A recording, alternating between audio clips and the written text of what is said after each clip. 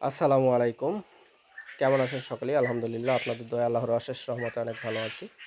তো বর্তমানে আমাদের বাচ্চাগুলো আপনারা দেখুন অনেক চঞ্চল এবং সুস্থ স্বাভাবিক আছে। আলহামদুলিল্লাহ।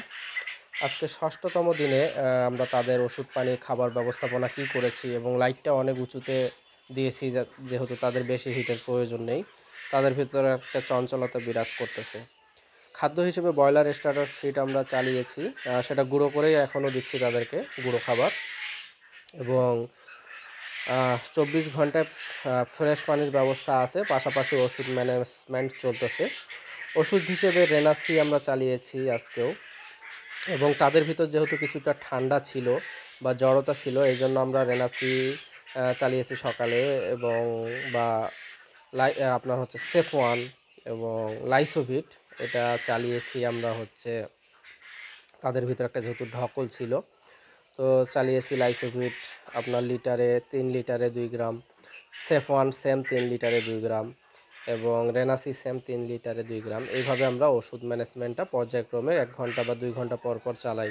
হ্যাঁ, দেন পর্যায়ক্রমে তাদের এখন যেটা আছে সেটা হচ্ছে রেনাসি মিশ্রিত পানি খাচ্ছে তারা। এখন যদি রাতের ভিতর তাদের ভিতর জ্বরটা বা ঠান্ডা দেখি সেফওয়ান খাওয়াবো অথবা ফ্লোরভেট যে কোনো একটা আমরা চালাবো।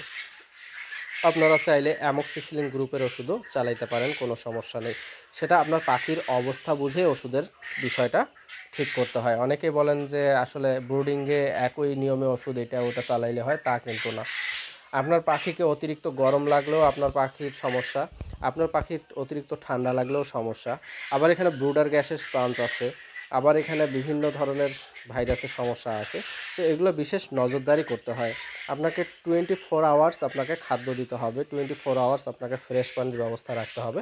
তো বর্তমানে আমরা কিন্তু খাবার দিচ্ছি ট্রেতে, কারণ তারা দেখতেছি অনেক নষ্ট করবে যখন আমরা পেপারে টেপারে দিতে যাচ্ছি, ওগুলো ভিজে যাচ্ছে, বেশি গ্যাস হচ্ছে, এই জন্য আমরা এখন ট্রে ইউজ করতেছি। ট্রেতে আমরা খাবার দিয়েছি। এখানে মোটামুটি ১১০০ থেকে ১২০০ কোয়েল বাচ্চা আছে। তো এভাবে আমাদের ব্রুডিং ব্যবস্থাপনাটা আমরা মানে পর্যায়ক্রমে চালিয়ে যাই এবং তাদের একসঙ্গে জড়ো হয়ে থাকতে দেই না।